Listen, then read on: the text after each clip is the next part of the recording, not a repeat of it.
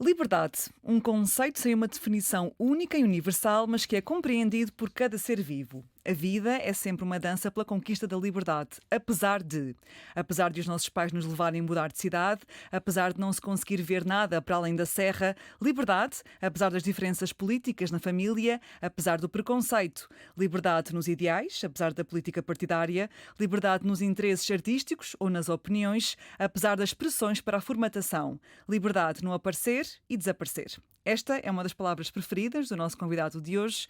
Vamos dissecá-la através do seu percurso, dos seus desafios pelo caminho e das suas opiniões que não acabaram quando acabou a vida política ativa. Adolfo Mesquita Nunes, bem-vindo. Olá. Ao dono da casa. É advogado, sempre foi advogado, não é só de hoje. Foi vice-presidente do CDS e também foi secretário de Estado do Turismo.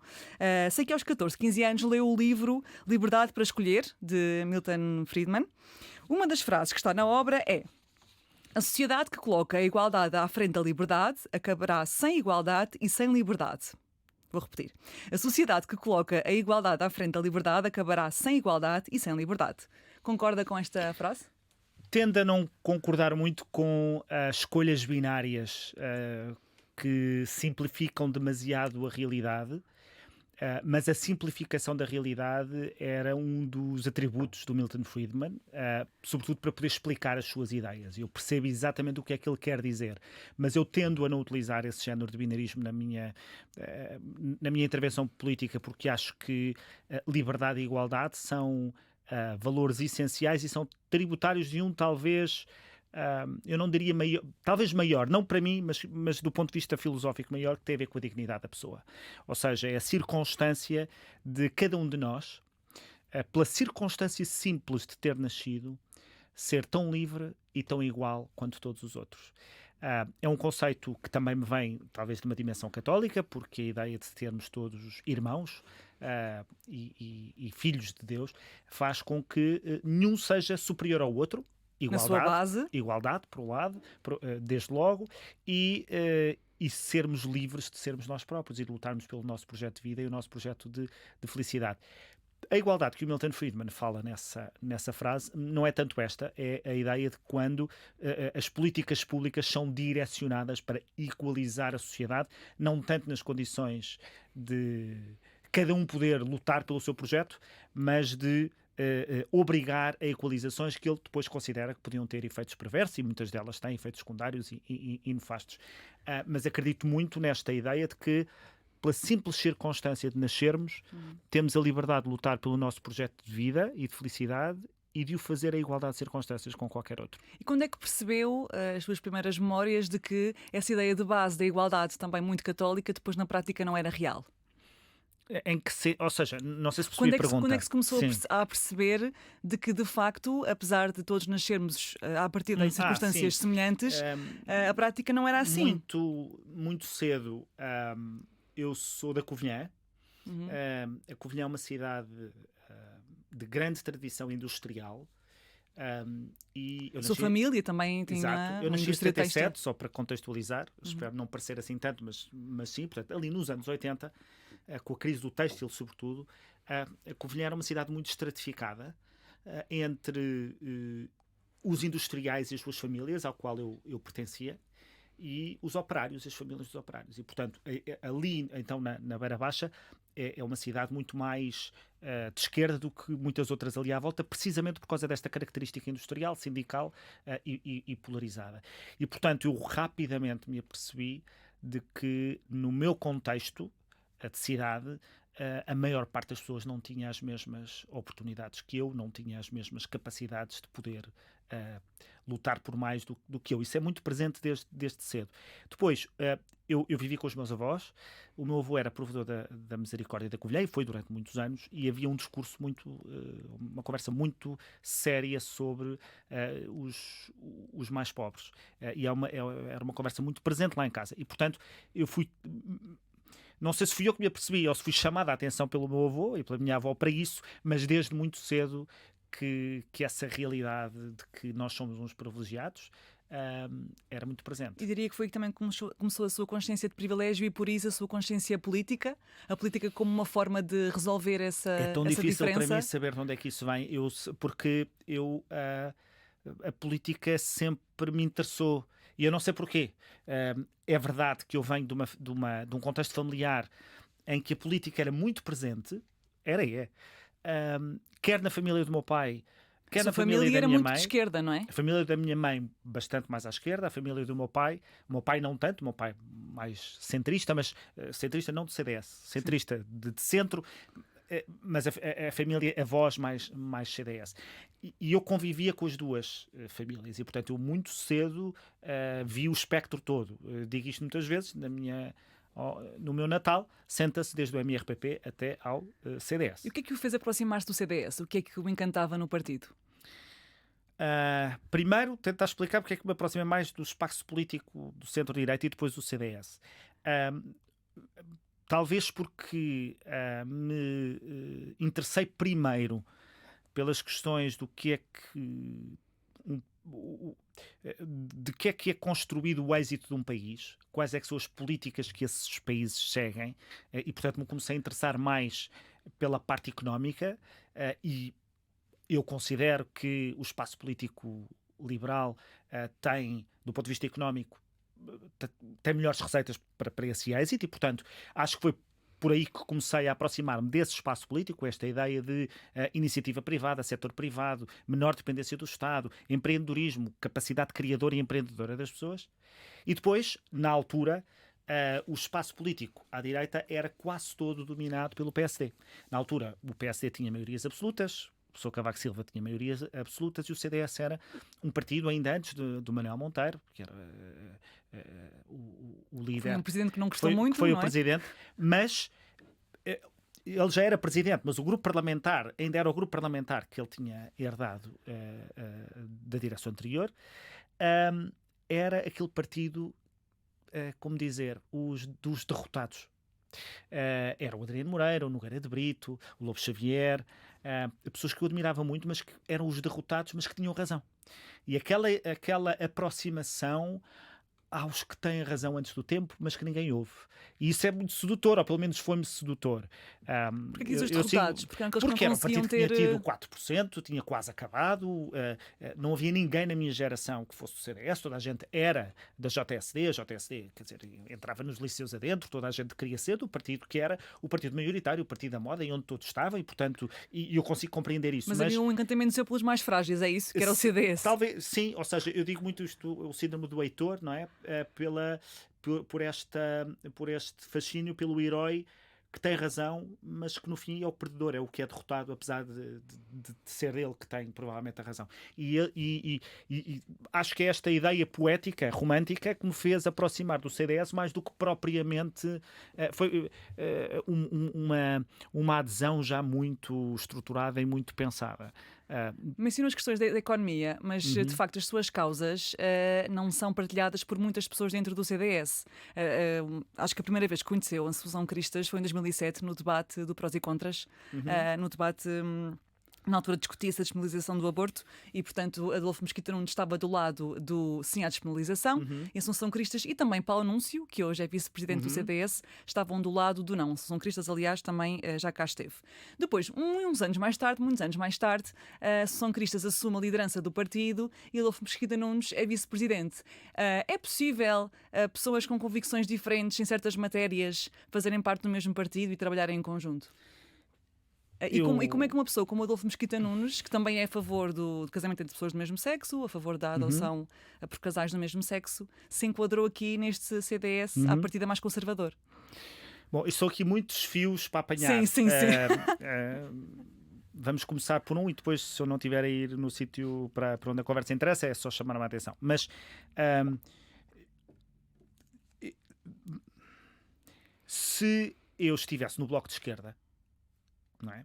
Isto é, dizendo assim, bom, o Adolfo é a favor da despenalização da interrupção voluntária da gravidez, é a favor do casamento entre pessoas do mesmo sexo, portanto, o partido que pensa como ele é o Bloco de Esquerda, por exemplo. Eu não conseguiria estar, porque eu depois não conseguiria defender uma privatização, não conseguiria defender uma desregulação, uma liberalização, um quadro fiscal mais amigo do empreendedorismo e das empresas, porque isso é completamente contrário àquilo que é o Bloco de Esquerda ou até a parte do Partido Socialista. Ou seja, eu do ponto de vista das políticas públicas, daquelas que são da saúde, daquelas que são da cultura, daquelas que são da economia, daquelas que são de negócios estrangeiros, defesa, segurança, do papel de Portugal do mundo, o meu espaço político é o espaço liberal-conservador, se quisermos assim. E, portanto, a questão é saber, ok, então, mas porquê o CDS, que era um partido que tinha posições contrárias às minhas? Essas posições contrárias às minhas, que eram maioritárias, eu nunca as quis alterar. Eu nunca pretendi que o CDS devia pensar como eu nessas matérias, conquanto me deixasse pensar como eu pensava e como eu acho que parte do eleitorado do CDS pensa. E eu nunca tive nenhum problema, tirando com a direção com a qual depois me incompatibilizei isso aí, nunca tive, em todos os meus 20 e tal anos de militância, nenhuma questão sobre ser do CDS ou não ser do CDS. Mas isso tem a ver com o peso que se dá também a essas matérias? Ou seja, pode ser aqui vista alguma incongruência em fazer parte de um partido que, nestes temas que para si são mais ou menos próximos, mais ou menos importantes, eu contra? Eu gostava só de recordar, eu tive sempre possibilidade de votar como eu entendi em todas essas questões. Portanto, pelo menos enquanto eu estive no CDS, e foram muitos anos. Foram 25 anos, não é? Exato. Sempre me foi dada essa liberdade. Que eu, aliás, até acho que é uma liberdade coerente com aquilo que o eleitorado do CDS pensa, porque há uma parte do eleitorado, pelo menos existia, mas como é que sabe isso? Como é que sabe isso? Precisamente pelas pessoas que falam comigo, pelas pessoas que expressam essas mesmas ideias, pela circunstância de muitas dessas políticas de que eu sou a favor, ninguém está a defender neste momento a revogação delas. Se fosse uma questão assim tão então essencial. Acha que naquela altura o CDS não representava 100% dos seus eleitores, do seu público? E agora, a outra linha que eu acho que é muito interessante, na pergunta que me fez. Eu acredito mesmo que os partidos têm que ter, dentro de um contexto, espaço para ideias diferentes. Porque um partido não é uma seita. Um partido não é uma associação de pensamento, em que todos pensamos da mesma maneira. Um partido procura, dentro de um quadro ideológico, responder aos desafios que um país tem. Propostas políticas para responder ao país. E dentro de um espaço político, há formas diferentes de entender. Desde logo, o que é que deve ser prioridade. Depois, das prioridades, como é que o fazemos. E é uma coisa recente esta ideia de que os partidos têm que ser homogéneos. E a homogeneização dos partidos o que faz é estilhaçar os partidos, é torná-los mais pequenos, não é torná-los maiores. Portanto, quando eu estive no CDS e quando estive como deputado, que foi 2 anos? 1 ano e meio, quase 2, eu tinha pessoas, éramos 24, e havia pessoas que pensavam de forma distinta sobre determinado tipo de matérias, mas estavam de acordo no essencial. Essa ideia de diversidade perdeu-se, começou-se a ver como algo negativo, porque os partidos têm que ser homogéneos. Quase como uma questão de coerência, não é? Exatamente, como se fosse incoerente um partido ter vozes no caso, diversas. O Adolfo estar num partido que é contra o aborto, por exemplo. Sinceramente, aplica-se a qualquer partido político neste momento. Porque hoje aquilo que se pede aos partidos é que sejam o mais puristas possíveis, o mais homogéneos possíveis, e é por isso que há um espaço de fragmentação partidária muito grande na Europa, porque há cada vez mais partidos a quererem sair do sítio em questão, porque é preciso representar de forma homogénea uma determinada Mas onde é que para si se traça a linha entre ser homogéneo e ser coerente? A coerência depende aqui do que é que vamos entender por coerência. O que eu acho que é importante que um partido político tenha é capacidade de representar um espaço político. E esse espaço político, liberal, conservador, democrata, cristão, etc., tem que representar o seu eleitorado. E o seu eleitorado, ao contrário do que nós pensamos, não se mimetiza, não é um eleitor tipo que tem que todo pensar da mesma maneira sobre todos os assuntos. E por isso acho que aquilo que estamos a assistir com a fragmentação do sistema partidário, não só em Portugal, mas nos outros países, é precisamente um sintoma de que esse valor da diversidade se perdeu. E é legítimo. O que eu costumo resumir esta realidade, e sinceramente não queria falar muito mais de política, mas nunca houve tantos partidos dentro do meu espaço político e eu nunca me senti tão órfão. E isto não é incoerência nenhuma, isto não é contradição nenhuma. Significa que, como cada partido quer representar coerentemente uma só determinada parte, isso é artificial, porque todos nós, qualquer um de nós, somos fruto de muitas incoerências, somos fruto de muitas vivências, de muitas percepções. Hoje acordamos e pensamos de uma maneira, amanhã pensamos, se calhar, de forma ligeiramente diferente, continuamos a ser a mesma pessoa e continuamos a estar no mesmo espaço político. E, portanto, aquilo que acontece é que se tivesse que hoje optar, provavelmente nunca seria bem visto em nenhum. Porque eu sou demasiado liberal para uns, ou sou demasiado democrata cristão para outros, se for para uns mais liberais, percebe o meu ponto? E acho que os partidos deviam ser mais espaços com maior abertura, maior diversidade e dar conta da diversidade que o eleitorado tem. Antes de passarmos a outro tema, acha que isso também dificulta fazer política hoje? A última vez que esteve em funções políticas efetivas saiu em 2015, foi quando saiu de ser secretário de Estado. Hoje, passados 10 anos, aliás, hoje a forma de fazer política é muito diferente e é mais difícil de fazer política hoje do que era há 10 anos? Não estou na política ativa para poder Mas aquilo que vai responder de analisando forma de muito própria. questões mediáticas, por exemplo. É evidente que há hoje uma pressão muito maior das redes sociais algoritmizadas que ajudam a que uma polémica se eternize, que uma polémica possa ter vários cambiantes consoante as pessoas que a estão a ler, que as pessoas fiquem mais engajadas na indignação. Os algoritmos estão pensados para nos indignar, não estão pensados para nos dar informação. Que uma polémica que não é polémica se torne polémica. Exato, e isso depois cria pressão, não é apenas uma pressão mediática, mas cria uma pressão que entorpece E que afasta a as decisão pessoas. e a discussão daquilo que deviam ser as políticas públicas para um país. É hoje mais difícil, seguramente, levar a cabo políticas, porque a fragmentação do espaço partidário também dificulta consensos. A fragmentação do espaço partidário também dificulta maiorias. A fragmentação do espaço partidário também dificulta chegar a consensos que permitam levar políticas públicas que possam depois perdurar no tempo. Isso está-se a perder e se calhar até há pessoas que acham isso bom. A discussão hoje é mais sobre soundbites do que propriamente sobre políticas públicas de fundo. É isso. Eu não quero romantizar o passado, porque sempre houve soundbites na política e sempre houve desinteresse sobre as políticas públicas de fundo. O ponto não é tanto esse. Mas há, de facto, muito mais espaço hoje para que as políticas sejam avaliadas em 140 caracteres, que as políticas públicas... Isso é uma menção ao X, ao X, não é? Ao Twitter, por Sim, exemplo? que aliás já não tem 140 caracteres, tem mais. Mas de alguma forma simboliza.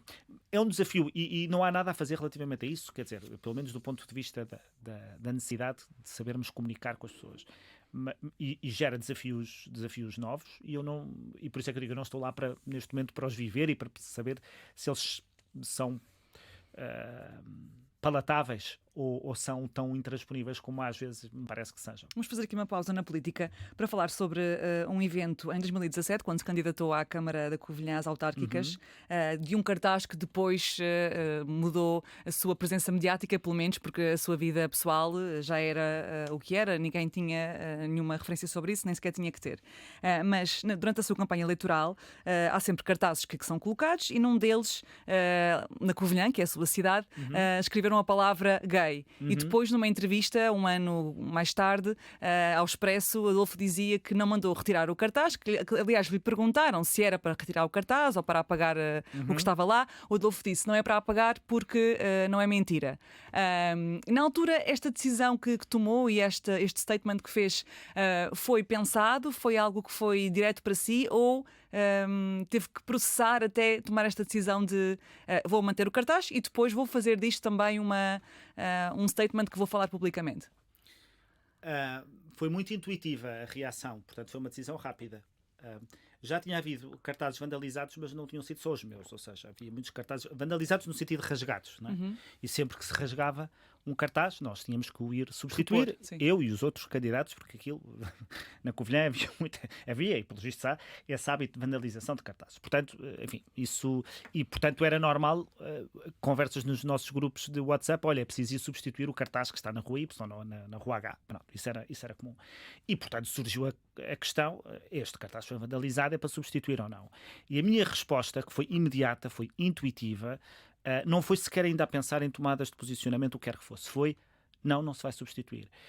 Desde logo, por isto que estamos aqui a dizer, porque a minha orientação sexual que estava ali exposta era verdadeira.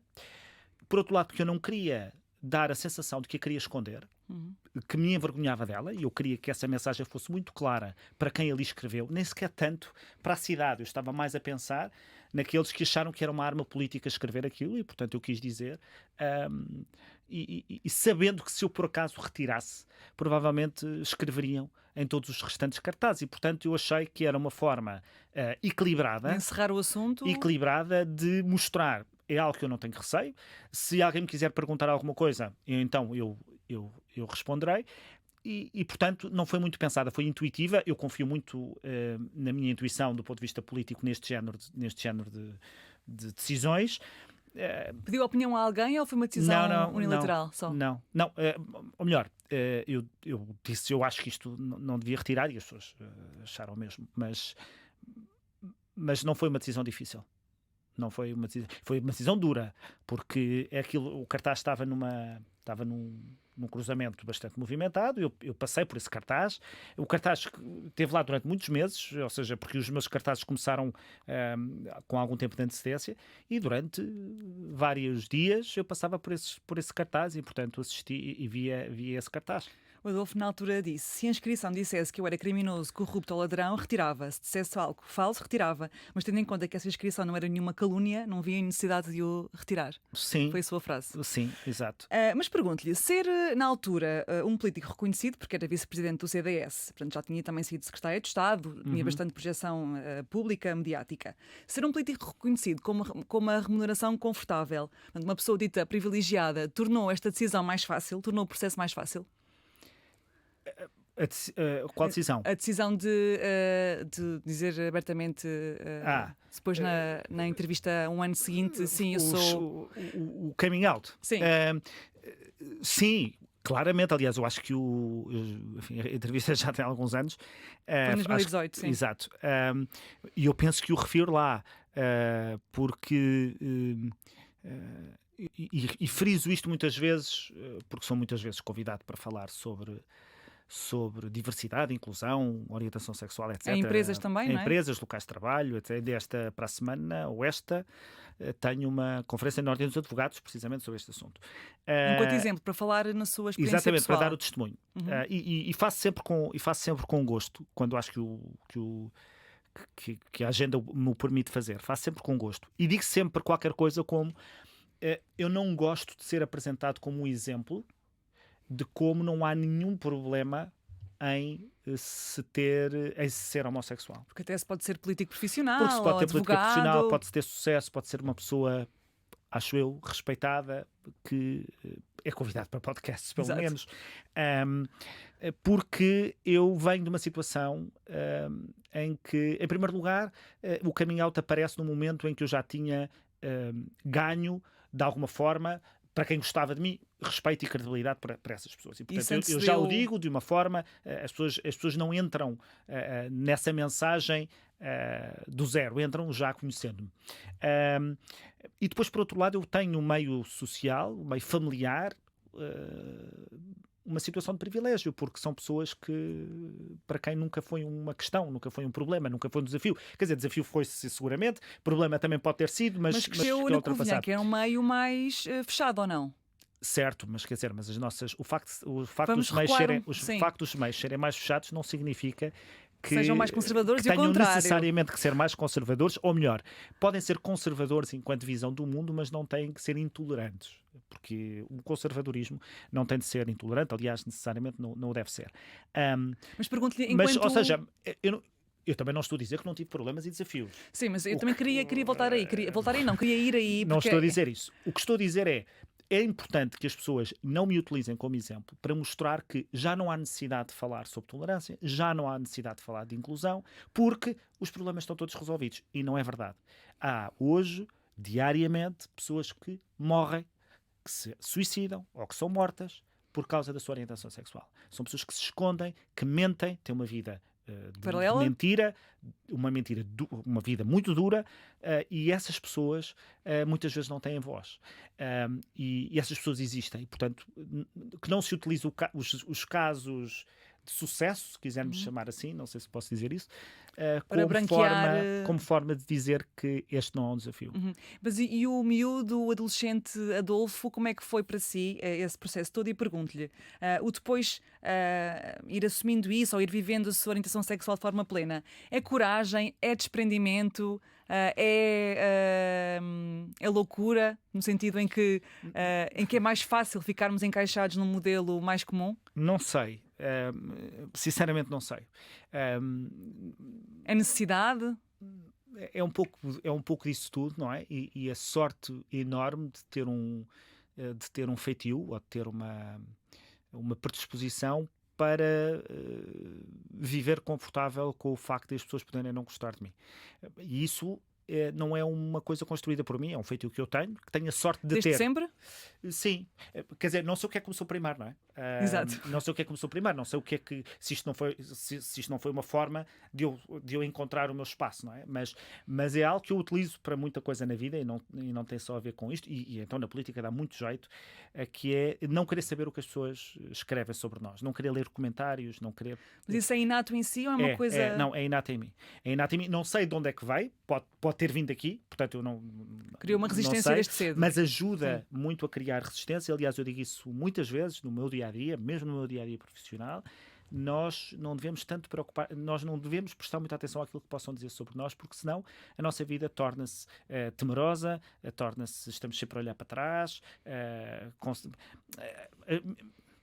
as relações sociais seriam impossíveis se todos nós soubéssemos aquilo que os outros, o que é que andamos a dizer, e se lêssemos as mensagens uns dos outros e etc. E portanto há um espaço para mim é importante esse espaço de desconhecimento sobre o que é que se possa dizer. Agora, este feitio ou esta predisposição, que é uma sorte, porque há de ser químico, não é? Há de ser o meu corpo humano é assim, o meu organismo é assim. Há muita gente que não tem isso, não é? Portanto, há pessoas para quem aquilo que os outros pensam é mesmo muito importante, que se por várias razões, até por uma questão de dependência financeira, por exemplo. Não, desde logo isso, mas às vezes também de feitio. E por isso é que eu digo que isto sinto-me também um privilegiado também por isso. Mas é evidente que, olha, numa dessas conversas que fui ter, bem, há uns 3 anos, acho eu, a uma empresa na Semana da Diversidade, perguntaram-me, houve uma pessoa que perguntou, eu acho que com coragem, porque a conversa estava amena, perguntou-me se não era uma questão de moda, agora a orientação sexual, se não era uma questão de moda, porque ele de facto via muita gente, ou cada vez mais pessoas, a assumir-se, e eu não levei a mal a pergunta, respondi como pude e depois fiquei a pensar naquilo. Respondeu como? É isso que vou dizer. Já não me lembro muito bem do que respondi, mas fiquei a pensar naquilo e escrevi um artigo. Na altura escrevia também no Diário de Notícias e escrevi um artigo sobre se era ou não era uma questão de moda. Já não sei o artigo de cor, mas eu dizia qualquer coisa como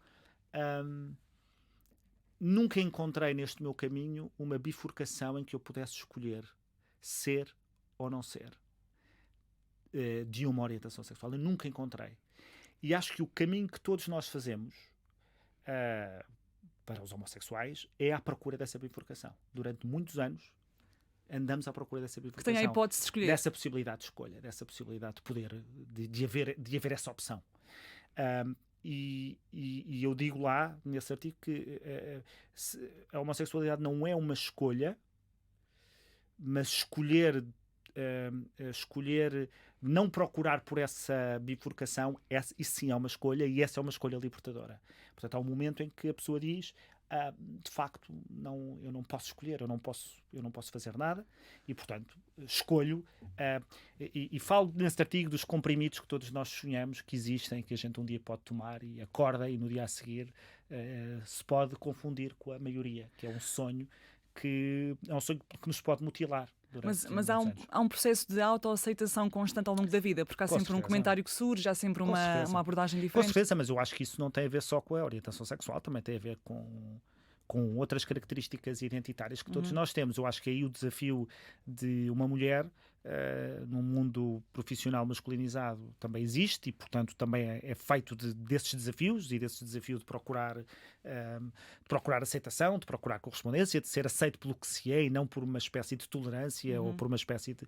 ou muitas outras características. Eu acho que, claro que depois cada um de nós tem as suas vivências e a questão da orientação sexual também tem as suas próprias, mas não esgota o desafio da existência e da vida. Antes de si, Graça Fonseca, depois a seguir, Mariana Mortágua, André Moscaldas e Paulo Rangel também falaram sobre a sua orientação sexual. Sente que tornou aqui o tema mais público e mais fácil de lidar, que fez um bocadinho o teste à opinião pública para que depois os outros viessem perceber se podiam ou não também falar sobre a sua experiência própria? Sinto que é sempre importante, embora eu não goste de ter esse papel para mim, que haja referências que nos ajudem a perceber que uma circunstância nossa que queremos difícil é partilhada por pessoas que admiramos ou por pessoas que outros admiram. Não é? Eu não gosto desse papel para mim porque isso é uma grande responsabilidade, mas não posso ignorar que pessoas possam ter achado, ou famílias possam ter olhado para a questão de uma forma diferente, ou que eu possa ser usado como argumento com um pai, com uma mãe, com um irmão. Gostas tanto daquela pessoa e aquela pessoa também tem a mesma orientação sexual que eu. Admito que isso possa ajudar e que a existência de referências ajuda a construir espaço e caminho para facilitar um pouco os nossos caminhos. Numa entrevista mencionou uma questão muito interessante, que era, há sempre um mecanismo de compensação que os jovens homossexuais, mas também, lá está, trans, mulheres, vão arranjando para conseguir sobressair, ou seja, é sempre, ou é o mais divertido, ou é o mais inteligente, ou é aquele que tem melhores notas, para compensar a opinião que se tem sobre aquela característica. Queres explicar um bocadinho essa ideia aqui? Não, eu acho que essa ideia não é muito... Não sei onde é que disse isso, mas acredito que eu tenha dito porque acredito nisso. Não, claro que sim. Não me lembro do contexto. Mas eu não acho que isso seja... A expressão sua foi a busca de um estatuto que nos proteja. Claro. Ou seja, isso não é exclusivo da homossexualidade, acho eu. Isto é uma estratégia de defesa de todos aqueles que são diferentes e que precisam de se integrar e de sobreviver. Eu acho que uma pessoa que vem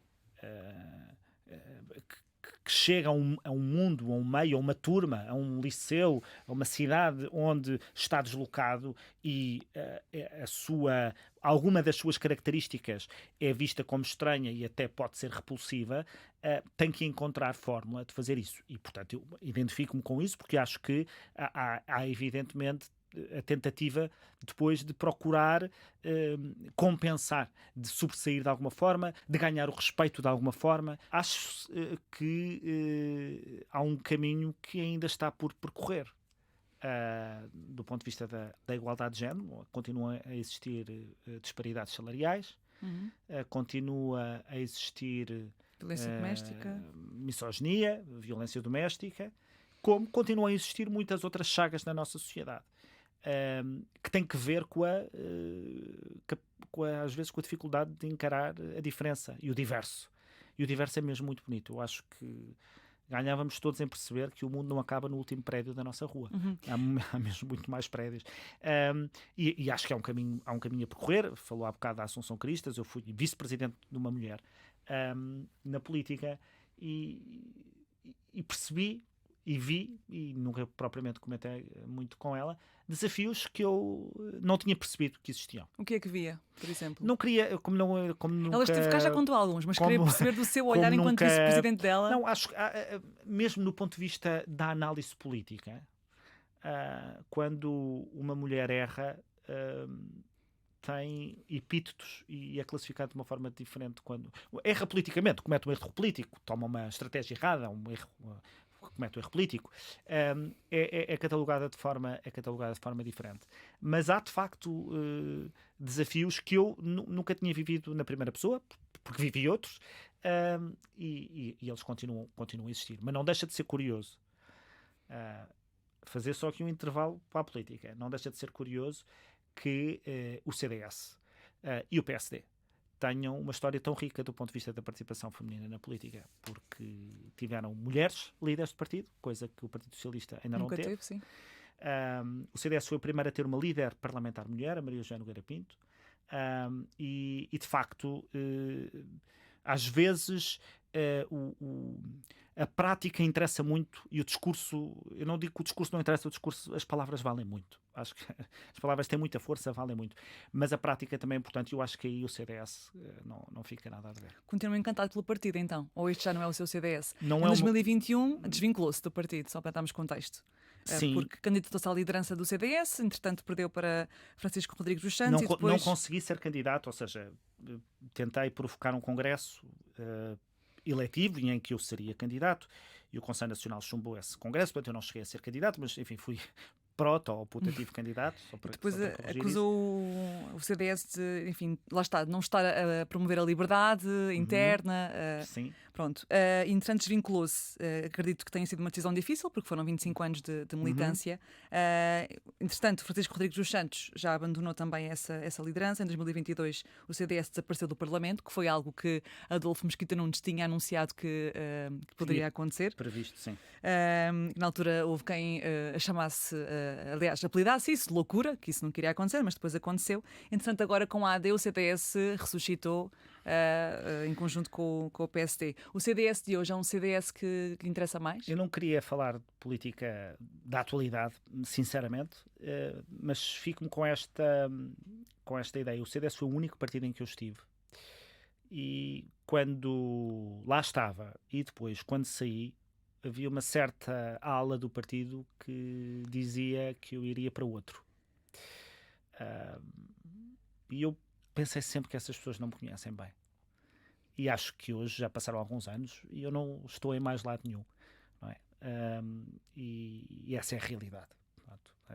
E acho que o CDS é um partido que faz muita falta e eu orgulho muito de ter feito parte da sua história e espero que ele possa continuar a trilhar um caminho que o fortaleça em vez do desaparecimento que foi quando eu saí, o estado em que o deixaram. Sempre disse também que a política nunca foi a sua ambição profissional, ou pelo menos que fosse essa a sua vida a 100%. É advogado, é sócio da Pérez Lorca. E também, numa outra entrevista, achei muito interessante que referiu a questão de que quem está na política tem que ser alguém que, depois, quando sair da política, tenha uma função à sua espera. Porque, caso contrário, a política não é acessível para quem, depois de um dia para o outro, possa ficar sem aquela função ou sem aquele cargo e depois fica descalço em termos de profissão, em termos de remuneração. Desta sua partilha, poderei concluir que a política também é um meio para privilegiados, para pessoas que, em termos de condições económicas, estão bem? Vamos às várias linhas dessa pergunta. Normalmente, a pergunta é-me feita sobre se é bom ou não haver políticos profissionais, isso não é melhor que os políticos tenham vida profissional e depois vão um pouco para a política. Eu digo sempre que a política essa também deve ser feita de diversidade e as várias experiências são relevantes. Ou seja, um político profissional, isto é, alguém que está a desempenhar funções políticas profissionalmente ao longo da sua vida, tem uma experiência, uma capacidade e um conhecimento que é útil à causa pública. E, portanto, deve-se tirar o melhor partido dessa circunstância. Pessoas que só estão circunstancialmente na política e que têm uma vida profissional fora e voltam à sua vida profissional, têm também um contributo especial, porque vêm do setor privado, ou vêm às vezes do setor público, mas vêm com uma capacidade, uma vocação reformista, se quisermos, e com conhecimento de causa que também temos de tirar partido disso. E é bom que haja na política estas várias formas de a viver. Portanto, eu não acredito nesta ideia de que temos que ser contra políticos profissionais ou que temos que ser contra políticos que não são profissionais. Acho que a diversidade faz sentido. O que referi aí, nessa entrevista, se bem me recordo, tem a ver com quando há estas discussões e se diz não, as pessoas não podem ter vida profissional para além da política por causa de questões de conflitos de interesse e outras, eu digo, então há que ser coerente com isso, porque não se pode pedir que a pessoa esteja na política sem ter uma profissão antes e depois não haver pensão, não haver subsídio de desemprego, porque de um dia para o outro a pessoa pode ficar sem o seu cargo. A política é instável. A política é instável, como todos sabemos. E, portanto, quem defende esta ideia de que os políticos têm que se dedicar como exclusividade total, então também tem de defender um conjunto de benefícios e de regras e de de prestações que são típicas das profissões. Mas naquela altura deu o exemplo de Marcelo Rebelo de Sousa, que quando se candidatou às presidenciais disse que ia abdicar do ordenado e que não ia... Sim. Não foi só Marcelo Rebelo de Sousa, eu penso que a Marisa Matias fez o mesmo. Mas conte-nos esse exemplo. Ou seja, aquilo que aconteceu foi que quando se candidataram a Presidente da República, disseram ambos que iam prescindir do seu ordenado. Enquanto Presidentes da República. Presidentes da República. Sim. E eu faz muita confusão esse género de afirmações, porque acho-os populistas, porque transmitem a ideia de que a política não pode ser remunerada. Bom, que é um serviço público e que é uma causa pública. Se a política pública não pode ser remunerada, então só ricos é que podem ir para lá. Uma pessoa de classe média, que tem filhos para educar, uma casa para manter, não pode... E tem uma enorme vocação e uma enorme capacidade para definir e executar políticas públicas, não pode ir, porque se não prescindir do seu ordenado na política é mal visto. É evidente que quer um, quer outro, quer Marcelo Rebelo de Sousa, quer Marisa Matias, não disseram isto com esta... intenção, procurando sim, estas consequências. Mas eventualmente fizeram-no achando que assim davam um ar de independência, de desapego relativamente ao lugar. E é essa noção de desapego, que eu acho que é bom que exista, ela não pode passar pela ideia de que não há uma remuneração. Tem que haver remuneração. E acha que neste momento que há diversidade também nas pessoas que ocupam cargos políticos? Em termos de opiniões, haverá. Mas em termos da sua origem, do seu contexto, vê isso também naquelas que são as suas partilhas? Há uns anos dei uma entrevista com a Ana Catarina Mendes, a Anabela Mota Ribeiro, sobre, penso que era os 40 anos do 25 de Abril. E a pergunta normal neste género de entrevistas sobre a balança é o que é que faltava fazer, não é? E a minha resposta foi exatamente a pergunta que me está a fazer. Foi, continuo a achar que nem todos temos a mesma liberdade de lutar pelo nosso projeto de vida, porque olhamos para a nossa sociedade representativa, seja na magistratura, seja na política, seja na televisão, aquilo que é visível, os modelos, continua a não dar conta da enorme diversidade que temos na sociedade, que é suposto estar representada. Quando diz diversidade, refere-se a quê? Refere-se à origem étnica também, por exemplo? Étnica, social, regional, religiosa. Há uma... Isso, enfim, não é um problema único, mas temos que ver se... Há uma separação muito grande entre as pessoas e os políticos. O importante é perceber se isso existe, ou se essa falta de diversidade existe, porque há obstáculos sociais a que pessoas que estão numa situação de dificuldade possam subir na vida. Porque se isso for, então essa preocupação ainda é mais relevante. Se olharmos para aquilo que é a elite, e as pessoas, se ela é sempre a mesma, se não há novas pessoas a chegar, se ela é muito homogénea, temos que nos perguntar se isso é assim por acaso, ou se é assim porque há barreiras e obstáculos no sistema de saúde, no sistema de educação, no sistema social, que estão a impossibilitar pessoas de talento e de mérito de subir. Mas considera que há esse entendimento de que é preciso haver mais diversidade por parte dos partidos políticos? Acha que há esse esforço ou que há essa vontade de incrementar a diversidade? Ou acha que essa homogeneidade também dá algum conforto e dá alguma tranquilidade interna? Acho que vivemos tempos de homogeneização, mas... gostaria de ver este tema sobretudo colocado neste ponto em que eu estou a colocar, que é que obstáculos é que nós temos na nossa sociedade que impedem as pessoas de subir na vida. E tentar perceber se a nossa escola pública continua a desempenhar fielmente o seu papel de elevador social ou não, se a nossa política de habitação perpetua ciclos de pobreza ou permite interrompê-los, se a nossa política de previdência social, de segurança social, perpetua ciclos de pobreza ou permite interrompê-los, se a nossa política de formação profissional permite às pessoas fazer o reskilling que precisam para continuar ativas no mercado de trabalho, porque isso são perguntas que depois geram, espero eu, boas políticas públicas. Não é? Isso... Também disse na altura, quando saiu da política ativa, que lhe dava jeito, porque não gostava de continuar a fazer comentário político, que lhe dava jeito não ter que estar a ter opiniões sobre tudo e mais alguma coisa. Mas Bem, andou-lhe a colecionar as minhas entrevistas todas. Continua a ter opiniões, só que... Com certeza, mas então, ter uma opinião todas as semanas é artificial.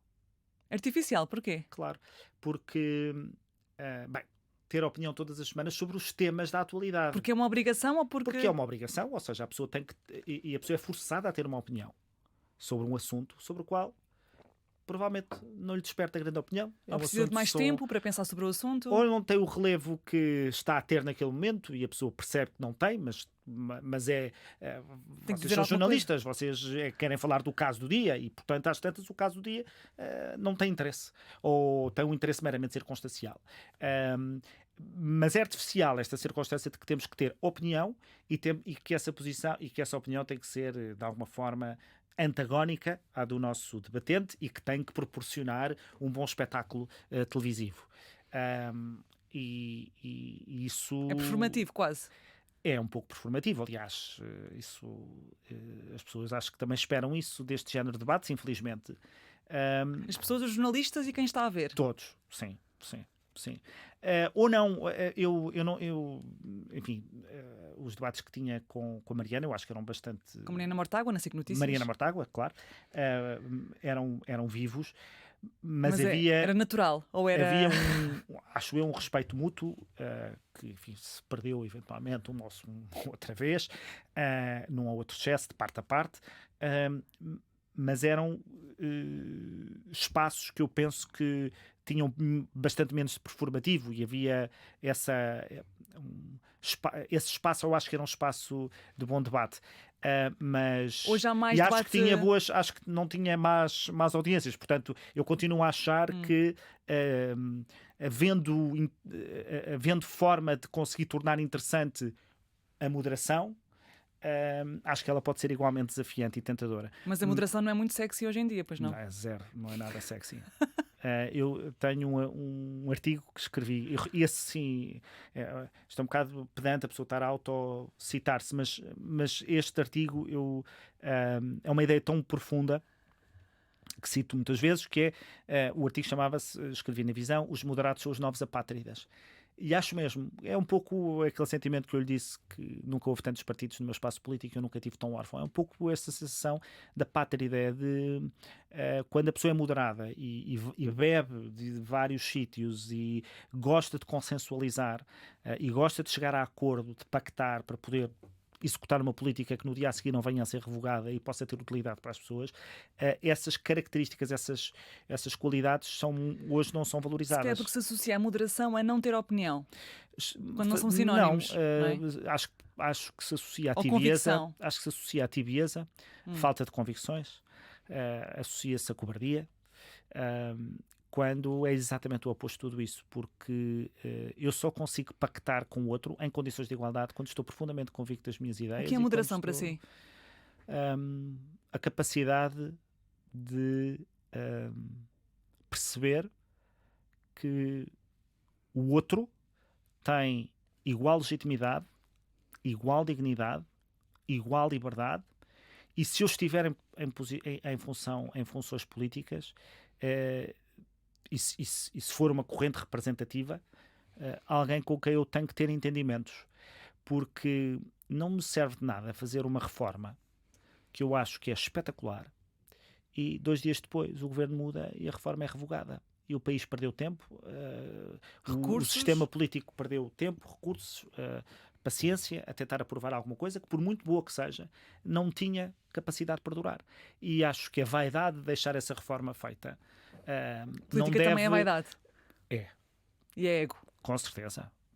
Não é a única atividade em que a vaidade existe, mas na política nós temos a pretensão de que sabemos o que é melhor para as pessoas. E, portanto, é preciso tem o poder de o fazer. É preciso aqui alguma dose. Sim. É preciso aqui alguma dose de vaidade, que eu depois espero que possa ser compensada, lá está, aqui o valor da moderação, que possa ser matizada com o sentido de responsabilidade e com o reconhecimento de outras características que nos ajudem a perceber que a vaidade não pode ser o motor das coisas, mas é claramente um fator importante na política. Mas quando diz que hoje não há moderação é porque vê o quê? Vê os extremismos nas opiniões? A polarização veio para ficar, pelo menos por algum tempo. Ou é contra ou é a favor? Tem que O decidir já. É que esta binarização, és pela liberdade ou és pela igualdade? A pergunta que me fez ao princípio. Eu não tenho que escolher. Eu não tenho que fazer essa escolha. E eu recusar essa escolha dizendo que eu quero aproveitar o melhor das duas coisas e quero compatibilizá-las porque as duas são importantes. Não é nem tibieza, nem falta de convicções, nem falta de coragem. É bom senso.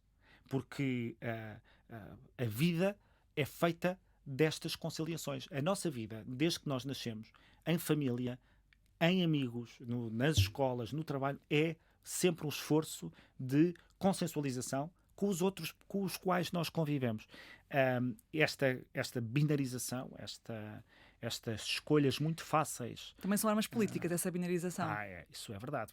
Porque uma das coisas que nós temos de aprender quando estamos a ser entrevistados é reconhecer a pergunta binária e a não lhe responder para que o título depois não seja essa escolha, não é? Ou seja, pergunta-me, é a favor da liberdade, prefere a liberdade ou a igualdade? E eu digo a liberdade. E o título pode ser, Adolfo Mesquita Nunes diz que liberdade, prefere a liberdade à igualdade. É factualmente correto. Mas eu estou a ser confrontado com uma escolha. Estou a ser confrontado com uma escolha que eu não quero fazer e se me deixo levar por ela, o título está. Portanto, eu percebo isso. São já, como disse, foram 25 anos de CDS, de política. De mídia? Ou não, é a experiência. Foi aprendendo. Com os erros, não é? Que erros é que cometou? Com os títulos que nos deram e que a pessoa não gostou e percebeu e vai-se apercebendo. Mas não eram justos ou não gostou porque partilhou demais? Não, nos casos não eram justos, noutros foram erros meus, foram bem metidos, não me lembro, mas de certeza. Mas erros políticos todos, como temos tantos, não... Acha que também é um medo do erro que afasta as pessoas de funções políticas, no caso, e de funções com mais mediatismo? Eu acho que... O erro hoje em dia é muito empolado. O erro é muito mais exposto. É mais repetido. É mais traslido. Eu tenho muito medo de ser traslido, isso sim. E quando escrevo... Tem mais controle, não é? E quando escrevo, estou sempre a pensar na pessoa que não pensa como eu e quer rebater os argumentos. Por isso é que eu gosto muito de ser advogado, por isso é que gosto muito de debater, porque eu gosto de seduzir o outro e de tentar convencê-lo. E às vezes, quando escrevo uma frase que eu penso, mas isto pode ser mal entendido, não sei o quê, então eu penso, mas eu não tenho caracteres suficientes, vai assim? Eu disse, não vai assim. Prefiro tirar uma ideia e explicar que aquela frase só pode ter aquela leitura do que pagar o preço da transleitura. E esse é um medo que às vezes é excessivo, mas que eu tenho. Mencionou também o catolicismo, é católico, é batizado e também tem a primeira comunhão. E o crisma. É isso que eu ia perguntar, se há mais algum sacramento ou não. Como é que gera a fé católica com as concepções da Igreja Católica? Que são muitas vezes, lá está, com uma determinada concepção de família, com uma determinada concepção de orientação sexual, com uma determinada concepção daquilo que é o direito ao corpo da mulher, nomeadamente, por exemplo, a interromper uma gravidez. É possível ter uma relação saudável com a Igreja, mesmo que as suas convicções sejam diferentes da sua? Como qualquer católico, porque todos nós somos pecadores. E não é que eu acho que a minha orientação sexual seja um pecado. Mas para dizer que o desafio de um católico é diário sobre a sua concatenação entre a sua vida e aquilo que é esperado de si. Não é... Ninguém tem o monopólio, não há nenhum católico que tenha o monopólio da virtude. Nenhum. Nem mesmo o Papa? Nem mesmo. Tem a infalibilidade em que acreditamos. Mas, aliás, tem sido uma mensagem muito presente, não só do Papa Francisco, mas de outros papas, e o do Bento XVI também, menos querido, mas tipicamente, mas que também tem, de que ninguém tem esse monopólio da virtude.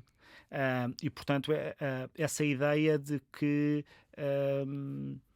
ser católico implica ser virtuoso. Não, implica um caminho de fé, um caminho de procura de cumprir e estar à altura dessa fé, mas é um caminho feito de quedas, de chão, de tropeções, mas de fé. E isso, para quem acredita, é uma sorte. Houve alguns momentos em que a fé foi determinante na sua vida? Sim. Sim. Diga-me assim, um que está a pensar e que está a sorrir a pensar nele agora. Não, a fé é um conforto muito grande e é difícil de explicar porque é que é um conforto, não é? Para quem não sente. Mas ajuda muito a lidar com a morte. Muito. Do seu avô, no caso, por exemplo. Sim. Ajuda a tranquilizar? Ajuda A encontrar um espaço para lidar melhor de acreditar que há uma qualquer forma de o voltar a encontrar e de perpetuar a vida. E eu acho que isso é muito confortante para quem acredita. E como é que hoje a fé ocupa lugar na sua vida? Vai à missa? Não, de quando em vez, mas não. Por isso é que eu, quando nunca quero chamar muito o tema do catolicismo no sentido de querer chamar a mim essa qualidade. É um facto, mas não vou tantas vezes quanto deveria. Embora tenha uma presença muito importante na minha vida. Uhum. A admiração é feita de quê? Ou seja, admira o seu avô, mas também admira figuras históricas do CDS, por exemplo, ou admira escritores, ou admira teóricos. O que é que essas admirações todas têm em comum? Porque a admiração pelo seu avô, imagino que não seja a mesma. O seu avô, por exemplo, estudou? Não, estudou, mas não teve no curso superior. Não, há uma componente muito forte de amor, que eu acho que é uma coisa mais importante nas nossas Cuidou relações. de si, não é? Sim. A admiração é feita de quê? Boa pergunta. Não sei porque as pessoas que vou admirando, se calhar admiro por formas diferentes e por razões diferentes, mas a possibilidade, não sei. Olha que é uma boa pergunta e como nunca me fizeram, não tenho resposta para ela. Pelo menos aquelas que depois fica bem ler ou ouvir. Muito bem, sei que também é fã da Eurovisão, gosta muito de artes, foi arrumador no Teatro Nacional Dona Maria II. O que é ser arrumador no Teatro Nacional Dona Maria II? Eu não sei onde é que isso vem. Arrumador era o termo que nós dávamos. Agora não sei como é que se chama. Frente de sala, não sei. As pessoas que levam as pessoas aos lugares, não é? Okay. Eu estava à porta do Teatro Nacional, as pessoas davam-me o bilhete, eu via onde é que elas se sentavam e levava-as. E na altura estava a estudar, era para ganhar dinheiro ou era porque já gostava muito de teatro e queria ver as peças de forma gratuita? Um misto enfim, foi uma forma que eu tive de poder ser independente mais cedo e de poder dizer aos meus avós que já não precisava da mesada. Portanto, eu não precisava, senão para este gesto de independência. Não é? Portanto, não quero colocar isso como precisava do dinheiro para tirar o curso. Sim, no sentido em que quis que os meus avós não gastassem mais. E para mim foi deslumbrante e foi extraordinário porque eu gosto muito de teatro e isso permitia-me ver as peças todos os dias. Eu trabalhava quase todos os dias porque como vivia sozinho